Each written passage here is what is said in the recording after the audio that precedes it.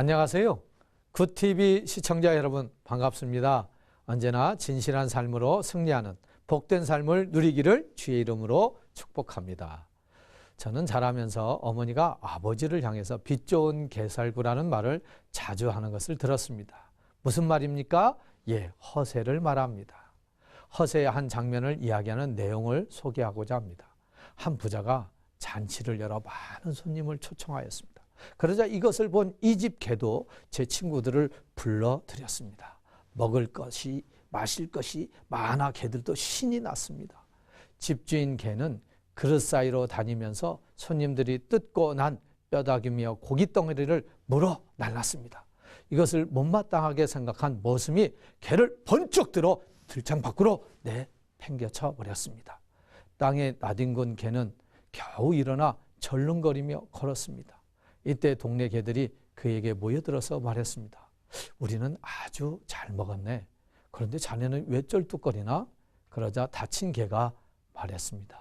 나는 술을 너무 많이 마셔서 도대체 어디로 어떻게 바깥으로 나왔는지 나도 잘 모르겠어 라고 말했습니다. 겉만 화려한 사람이든지 또한 없는 사람일수록 많이 있는 것처럼 하는 모습이 허세입니다. 허세의 극치를 보여주고 있는 성경의 인물은 아나니아와 삽비라가 대표적입니다. 다른 사람이 인정받는 것이 부러워 흉내내어 자신들의 존재감을 드러내고자 하였으나 그들에게 온 것은 죽음이었습니다. 허세는 드러낼 만한 것이 없음에도 자신을 드러내는 것을 말합니다. 허황되고 과장된 것을 포장해서 자신을 과시하려는 것입니다.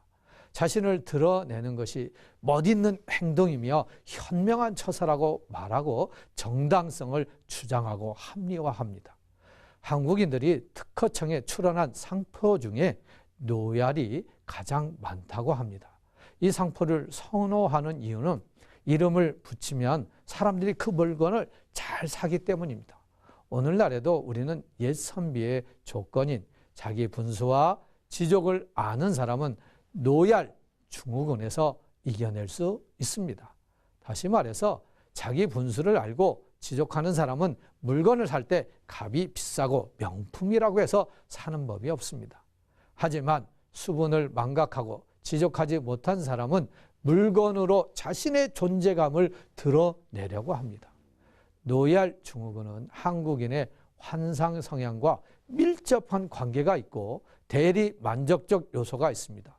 그러나 이것은 도리어 자신을 허탈하게 만드는 감정들입니다. 그러면 위기를 초래하는 허세에서 어떻게 탈출할 수 있을까요? 허세를 부리려는 감정들을 잘 관리하고 극복할 수 있도록 셀프 세라피를 할 수 있도록 해주고 자신을 점검하게 해야 합니다. 첫째, 누군가를 위해 배려할 때 그 동기가 바른가를 분별해야 합니다. 둘째, 사람들로부터 칭찬과 인정, 존경을 받는 것에 지나치게 집착하고 있지는 않은가. 셋째, 무엇인가를 베풀고 드러낼 상황이 아님에도 불구하고 굳이 자기 자신을 드러내려고 하는가. 넷째, 자신에 대하여 솔직하게 말하고 선언하고 선포할 수 있는 표현을 잘하고 있는가. 마지막으로 허세의 현장에 하나님 앞이라는 사실을 인정하고 있는가를 살펴보시기 바랍니다. 옛날 호랑이가 여우를 잡아먹으려고 했습니다. 여우가 하는 말이 하나님께서 나를 뭇 짐승의 어른으로 점주해 주셨네. 그대가 내 말을 못 믿겠거든 나를 따라와 보게 라고 했습니다. 호랑이가 여우를 뒤따라가 보았더니 뭇 짐승들이 혼비백산하여 도망쳤습니다. 사실은 여우가 무서워서가 아니라 뒤에 있는 호랑이가 무서웠기 때문입니다.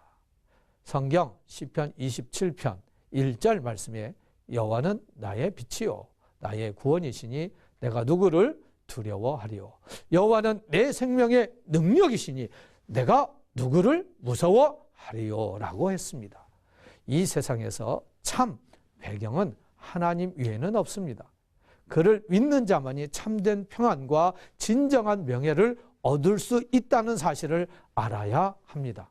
그러므로 우리는 선줄로 생각하는 자는 넘어질까 조심하라고 하신 하나님의 말씀을 기억하고 있는 그대로 인정하고 받아들이는 평안의 삶을 누리시기를 주의 이름으로 축복합니다.